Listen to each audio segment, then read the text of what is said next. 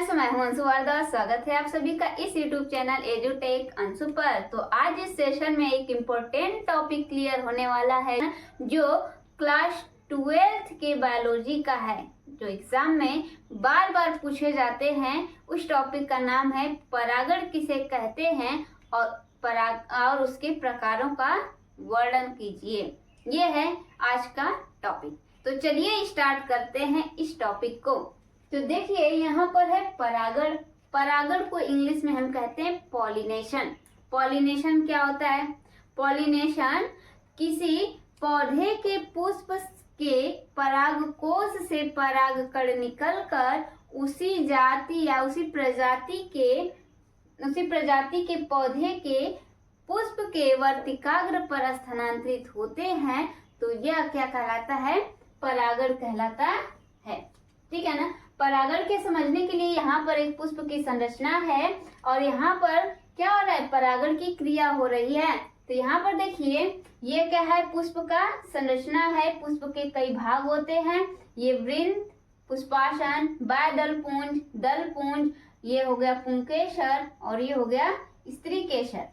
ठीक है। अब देखिए यहाँ पर ये रहा पुंकेसर। पुंकेसर के तीन भाग होते हैं।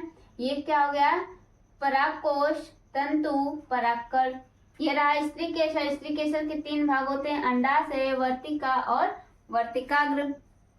अब यहाँ पर देखिए परागण को समझना है ना, परागण की क्रिया क्या होती है। तो किसी पुष्प के परागकोश से परागकण निकलकर उसी पुष्प के वर्तिकाग्र पर स्थानांतरित होते हैं। तो यह क्रिया क्या कहलाती है? परागण की क्रिया कहलाती है। इतनी बातें क्लियर है। अब यहाँ पर देखिए डेफिनेशन इसका। परागण एक ऐसी प्रक्रिया है जिसमें परागकण एक फूल के परागकोश से उसी फूल या उसी प्रजाति के किसी दूसरे फूल के वर्तिकाग्र तक स्थानांतरित होते हैं। तो यह क्या कहलाते हैं? परागण कहलाते हैं। बात समझ में आ गई? इतनी बातें क्लियर है। अब यहाँ पर देखिए यह कितने प्रकार के होते हैं? यह मुख्यतः दो प्रकार के होते हैं। यह मुख्यतः दो प्रकार के होते हैं। कौन कौन से? स्वपरागण और परपरागण। स्वपरागण को इंग्लिश में कहते हैं सेल्फ पॉलिनेशन और परपरागण को इंग्लिश में कहते हैं क्रॉस पॉलिनेशन।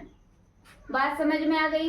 अब देखिए स्वपरागण को समझने के लिए हमें कितने पौधे की जरूरत होगी? एक पौधे की जरूरत होगी। और परपरागण को समझने के लिए हमें दो पौधों की आवश्यकता होगी। तो ये पुष्प है।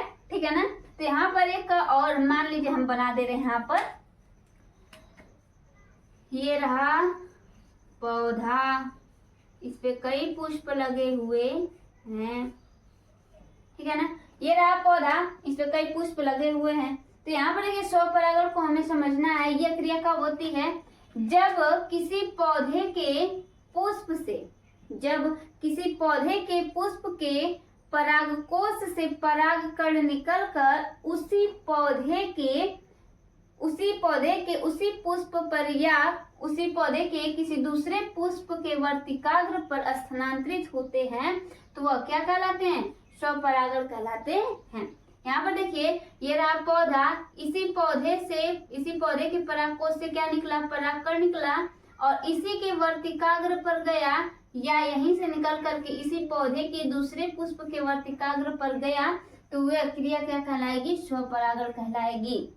बात समझ में आ गई? यह दो प्रकार की होती है। एक ऑटोगैमी होता है, एक डिटोनोगैमी होता है। तो यहाँ पर देखिए डिफिनेशन इसका। यह तब होता है जब परागकण उसी पौधे के एक ही फूल के वर्तिकाग्र पर स्थानांतरित होते हैं। ठीक है ना। क्या बोल रहा है? एक ही फूल के वर्तिकाग्र पर या उसी प्रजाति के दूसरे फूल के वर्तिकाग्र पर पहुंचते हैं तो उसे हम क्या कहते हैं? स्वपरागण कहते हैं। ठीक है ना। ये बोल रहा है एक ही पुष्प के वर्तिकाग्र पर पहुंचा या उसी पौधे के दूसरे पुष्प के वर्तिकाग्र पर पहुंचा। तो ये क्या कहलाएगा? स्वपरागण कहलाएगा। इसमें किसी माध्यम की जरूरत नहीं होती है और न ही किसी दूसरे पौधे की जरूरत होती है। बात समझ में आ गई। यह दो प्रकार की होती है, ऑटोगैमी और गिटोनोगैमी। ऑटोगैमी क्या होता है? ऑटोगैमी उसी पुष्प के परागकोश से परागकण निकलकर उसी पुष्प के वर्तिकाग्र पर स्थानांतरित होता है, तो ये क्या कहलाता है? ऑटोगैमी कहलाता है। और गिटोनोगैमी क्या होता है? किसी पौधे के पुष्प के परागकोश से परागकण निकलकर उसी पौधे के किसी दूसरे पुष्प पर स्थानांतरित होता है, तो वो क्या कहलाता है? गिटोनोगैमी कहलाता है। जैसे ये वाली क्रिया हो गई, यानी कि इसी पुष्प के परागकोश से परागकण निकला और उसी पुष्प के वर्तिकाग्र पर स्थानांतरित हो गया, ये हो गया ऑटोगैमी। गिटोनोगैमी यानी कि इसी पुष्प के परागकोश से परागकण निकल करके दूसरे, यानी कि इसी पौधे की बात हो रही है ना, दूसरे पुष्प के वर्तिकाग्र पर स्थानांतरित हो रहा है, तो वो क्या कहला रहा है? गिटोनोगैमी कहला रहा है। बात समझ में आ गई? चलिए भाई, इतनी बातें क्लियर है ना? तो यहाँ पर देखिए पर परागण यानी कि क्रॉस पॉलिनेशन। क्रॉस पॉलिनेशन में क्या होगा? दो पौधों की जरूरत होगी, है ना? इसमें तो हमें कई पौधे में भाई काम चला लिए, इसमें किसी माध्यम की जरूरत नहीं पड़ी। लेकिन क्रॉस पॉलिनेशन में क्या होगा? हमें माध्यम की जरूरत पड़ेगी और एक और पौधे की जरूरत होगी, ठीक है ना? तो यहाँ पर हम एक और पौधा बना ले रहे हैं, ठीक है ना? ये रहा पौधा भाई, बहुत अच्छा बन रहा है ना? चलिए, दो पौधा हो गए, एक ही प्रजाति के दो पौधे हैं। अब ये क्या बोल रहा है? क्या बोलेगा? पर परागण कि किसी पौधे के पुष्प से किसी पौधे के पुष्प के परागकोश से परागकण निकलकर उसी प्रजाति के दूसरे पौधे के पुष्प के वर्तिकाग्र पर स्थानांतरित होते हैं, तो ये क्या कहलाएगा? पर परागण कहलाएगा। तो यहाँ से देखिए, यहाँ से परागकोश से परागकण निकल करके उसी प्रजाति के दूसरे पौधे, यानी कि उसी प्रजाति के पौधे के पुष्प के वर्तिकाग्र पर स्थानांतरित हो रहा है, तो यह क्या कहला रहा है? पर परागण कहला रहा है।